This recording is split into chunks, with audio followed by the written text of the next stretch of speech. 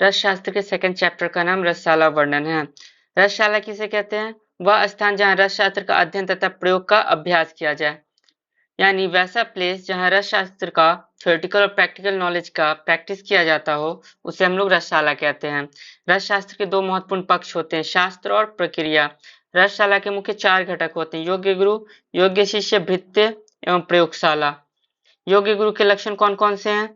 जो ज्ञानी हो, दक्ष हो, उत्तम आचरण वाला हो, गुणवान हो, पवित्र हो, धर्मज्ञ हो, सत्यवृत्ति हो, रसशास्त्र में निपुण हो, वेद पुराण के तत्वों को जानने वाला हो, निर्मल हृदय का हो, शिव का भक्त हो, देवी भक्त हो, शांति चित्त हो, मंत्र सिद्ध करने वाला हो, महावीर हो, देवताओं की पूजा यज्ञ कर्म करने वाला हो, खेचरी एवं भूचरी आदि सिद्धियों का ज्ञान रखने वाला हो।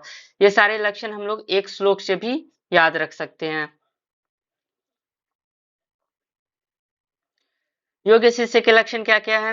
जो गुरु भक्त हो, सदाचारी हो, सत्यवृत्ति हो, दृढ़ प्रतिज्ञ हो, आलस्य रहित हो, स्वधर्म को जानने वाला हो, गुरु की आज्ञा का पालन करने वाला हो, ढोंग और आलस्य से रहित हो, ईर्ष्या न करने वाला हो, कुल के विशिष्ट आचार को जानने वाला हो, लगनशील हो, शक्तिशाली हो, स्वभाव से शांत, मंत्र की आराधना करने वाला हो।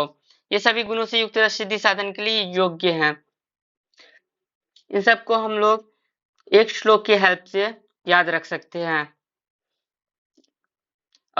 अयोग्य शिष्य के लक्षण: जो नास्तिक विचार वाला हो, दुराचारी हो, लोभी हो, बिना किसी योग्य गुरु के विद्या ग्रहण की हो, योग्य गुरु से चोरी कपट दुष्टता करता हो, अन्य प्रकार से विद्या ग्रहण की हो। इस प्रकार के शिष्य जो होते हैं, उन्हें ना मणि मंत्र और सिद्धियों में भी सिद्धि नहीं मिलती है। श्लोक याद करना ज्यादा इंपॉर्टेंट है, क्योंकि श्लोक की हेल्प से हम लोग को सारे के सारे लक्षण याद हो जाएंगे। भृत्य के लक्षण कौन कौन से हैं? भृत्य सहायक होते हैं, यानी हेल्पर होते हैं। ये मेहनती होते हैं, शिष्यों से भी बढ़कर गुणी होते हैं और कुलीन और स्वाभाविक होते हैं। रसशाला के निर्माण के लिए हम लोग कौन कौन सी बातें ध्यान में रखेंगे? 5 महत्वपूर्ण बातें ध्यान में रखनी है: स्थान, भवन, कार्य विभाजन, अधिकारी और कर्मचारी। स्थान का सिलेक्शन कैसे करेंगे? तो वैसा देश जहाँ भय या आतंक ना हो। नगर के पूर्व दिशा में स्थित करना है हमें अपने रसशाला को।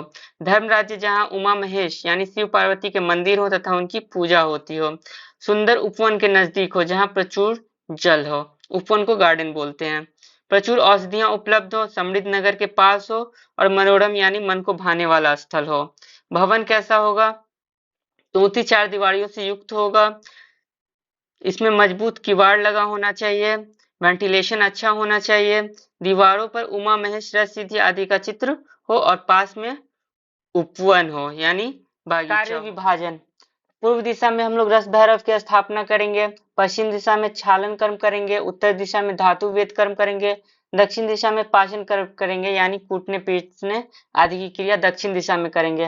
नैऋत्य कोण में शस्त्र कर्म करेंगे, आग्नेय कोण में अग्नि कर्म करेंगे, वायव्य कोण में शोषण कर्म यानी सुखाने आदि का क्रिया वायव्य कोण में करेंगे। ईशान कोण में तैयार प्रोडक्ट की स्थापना करेंगे। अधिकारी कौन कौन से होने चाहिए? तो सबसे पहला फार्मासिस्ट होगा, फार्माकोलॉजिस्ट होगा, एक मिनरलोजिस्ट होगा, एक लिंग्विस्ट होगा और एक अकाउंटेंट होगा।